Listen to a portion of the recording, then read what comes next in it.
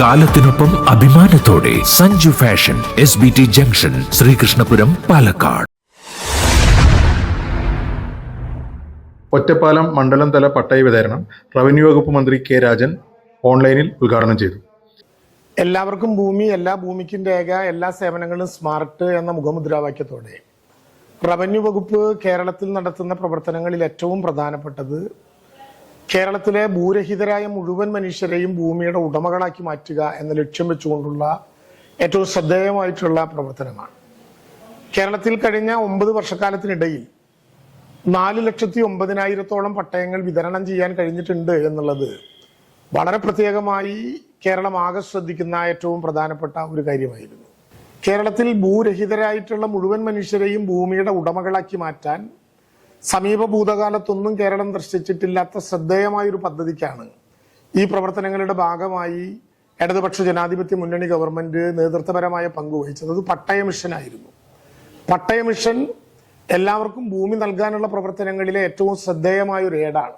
Digital survey പൂർത്തീകരിക്കുന്ന മുറയ്ക്ക് എല്ലാ വില്ലേജുകളിലും പൂർത്തീകരിക്കുന്ന മുറയ്ക്ക് ആ വില്ലേജുകളിലെ ജനങ്ങൾക്ക് അവരുടെ ഭൂമിയും ഭൂമിയിലെ കെട്ടിടവും അതുൾപ്പെടെയുള്ള വിശദാംശങ്ങളും സംബന്ധിച്ച് സമ്പൂർണമായി മനസ്സിലാക്കാൻ കഴിയുന്ന റെക്കോർഡിക്കലായി രേഖപ്പെടുത്തിയിട്ടുള്ള ഒരു ഡിജിറ്റൽ റവന്യൂ കാർഡിലേക്ക് ഈ സാമ്പത്തിക വർഷം തന്നെ കേരളത്തിലെ ഗവൺമെന്റ് പോവുകയാണ്.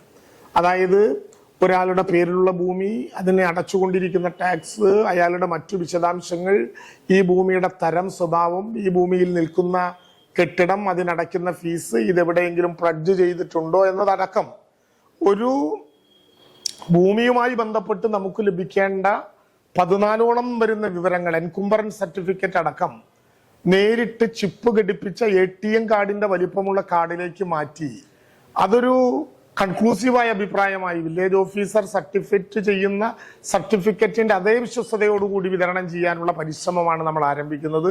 2025 നവംബർ മാസത്തോടെ ആ പ്രവർത്തനത്തിലേക്ക് കടക്കും. കെ പ്രേംകുമാർ MLA അധ്യക്ഷനായി.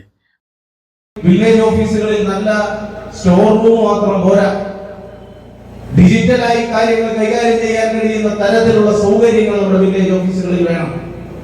അതിന്റെ അടിസ്ഥാനത്തിലാണ് ഗവൺമെന്റ് റവന്യൂ വകുപ്പിന്റെ കൂടി അഭ്യർത്ഥന മാനിച്ച് MLA-മാരുടെ ആസ്തി വികസന ഫണ്ടിൽ നിന്ന് വില്ലേജ് ഓഫീസുകളിലേക്ക് കമ്പ്യൂട്ടറും പ്രിന്ററും ഒക്കെ വാങ്ങിക്കൊടുക്കാവുന്നതാണ് എന്ന ഉത്തരവ് ഗവൺമെന്റ് പുറത്തിറക്കിയത്. ഏറ്റവും കൂടുതൽ പട്ടയം വിതരണം ചെയ്യപ്പെട്ട ഒരു കാലം എന്ന് പറയുന്നത് ഈ ഗവൺമെന്റിന്റെ കാലമാണ് എന്നത് കൂടി ഈ സന്ദർഭത്തിൽ സൂചിപ്പിക്കുകയാണ്. ഇനിയും ഏതെങ്കിലും പ്രശ്നങ്ങൾ അവശേഷിക്കുന്നുണ്ടെങ്കിൽ ആ അവശേഷിക്കുന്ന പ്രശ്നങ്ങൾ കൂടി പരിഹരിക്കുന്നതിന് മുൻകൈയെടുക്കും. അതിനുവേണ്ടി മണ്ഡലത്തിലെ മുഴുവൻ ജനപ്രതിനിധികളെയും വിളിച്ചു ചേർത്തുകൊണ്ട് നമ്മൾ മണ്ഡലാടിസ്ഥാനത്തിലുള്ള യോഗങ്ങളെല്ലാം വിളിച്ചിരുന്നു. ഏതെങ്കിലും വിഷയങ്ങൾ ശ്രദ്ധയിൽപ്പെടുത്താനുണ്ടെങ്കിൽ തുടർന്നും ശ്രദ്ധയിൽപ്പെടുത്തിയാൽ ആ പ്രശ്നങ്ങൾ കൂടി നമുക്ക് പരിഹരിക്കാനാകും. അങ്ങനെ നമ്മുടെ നാട്ടിൽ റവന്യൂ മേഖലയുമായി ബന്ധപ്പെട്ട, പട്ടയവുമായി ബന്ധപ്പെട്ട പ്രശ്നങ്ങൾക്ക് എന്നേക്കുമായി ശാശ്വതമായ പരിഹാരം കാണാൻ കഴിയുന്ന ഒരവസ്ഥയിലേക്ക് നമുക്ക് നീങ്ങാനാകും, മുന്നേറാനാകും എന്ന് കൂടി ഈ സന്ദർഭത്തിൽ സൂചിപ്പിക്കുകയാണ്. പട്ടയം മിഷൻ 2025 ഭാഗമായി 343 പട്ടയങ്ങളാണ് ശ്രീകൃഷ്ണപുരം ബ്ലോക്ക് ഹാളിൽ നടന്ന ചടങ്ങിൽ വിതരണം ചെയ്തത്. ശ്രീകൃഷ്ണപുരം ബ്ലോക്ക് പഞ്ചായത്ത് പ്രസിഡന്റ് സുനിത ജോസഫ്, ശ്രീകൃഷ്ണപുരം ഗ്രാമപഞ്ചായത്ത് പ്രസിഡന്റ് C രാജിക, കടമ്പഴിപ്പുറം ഗ്രാമപഞ്ചായത്ത് president P Sasthakumar, M Sukumaran, M Saidali, K Jayadevan, Suresh Thenginthottam, Sadiq, PV Basheer, T Sunil, revenue വകുപ്പ് ഉദ്യോഗസ്ഥർ തുടങ്ങിയവർ സംസാരിച്ചു.